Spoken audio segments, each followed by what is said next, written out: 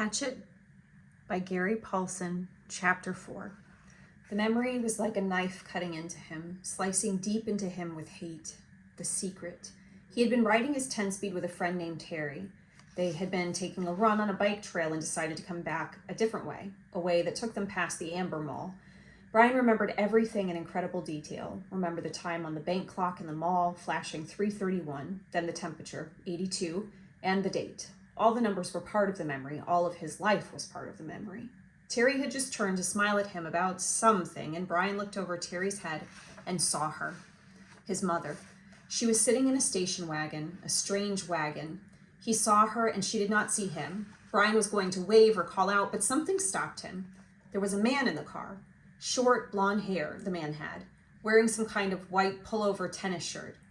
Brian saw this and more, saw the secret and saw more later, but the memory came in pieces, came in scenes like this. Terry smiling, Brian looking over his head to see the station wagon and his mother sitting with the man, the time and temperature clock, the front wheel of his bike, the short blonde hair of the man, the white shirt of the man. The hot hate slices of the memory were exact.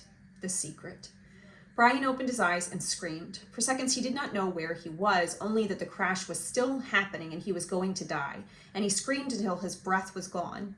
Then silence, filled with sobs as he pulled in air, half crying. How could it be so quiet? Moments ago there was nothing but noise, crashing and tearing, screaming. Now quiet. Some birds were singing.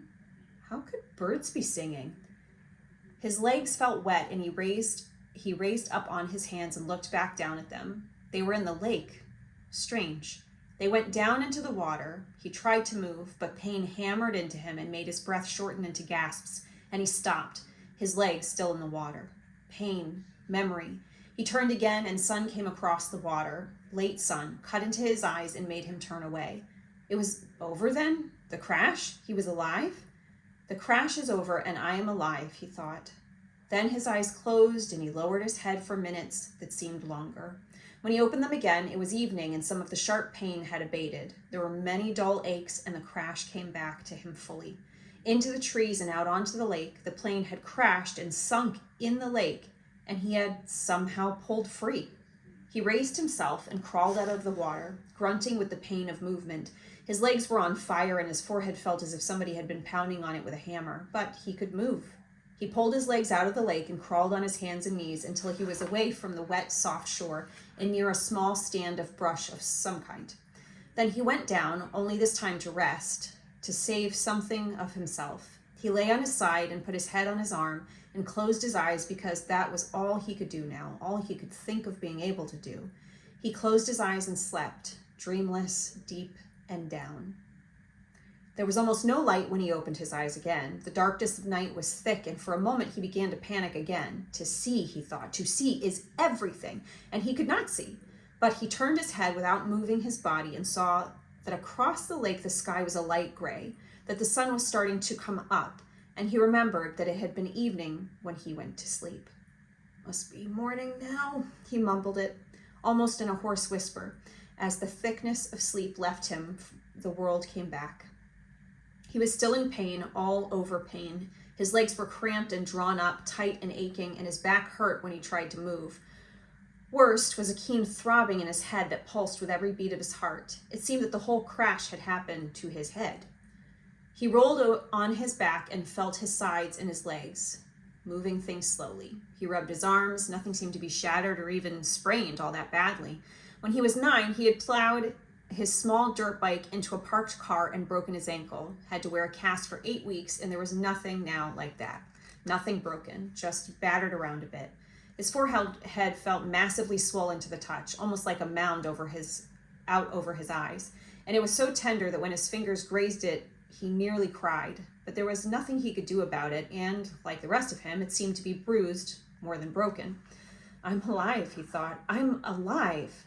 It could have been different. There could have been death. I could have been done.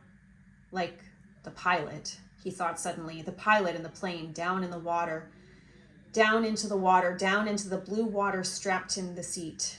He sat up, or tried to.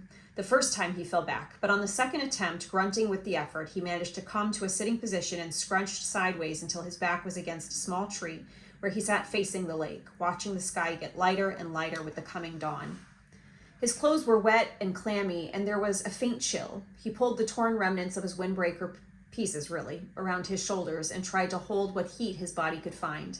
He could not think, could not make thought patterns work right. Things seemed to go back and forth between reality and imagination, except that it was all reality. 1 second he seemed only to have imagined that there was a plane crash, that he had fought out of the sinking plane and swum to shore, that it had all happened to some other person or in a movie playing in his mind.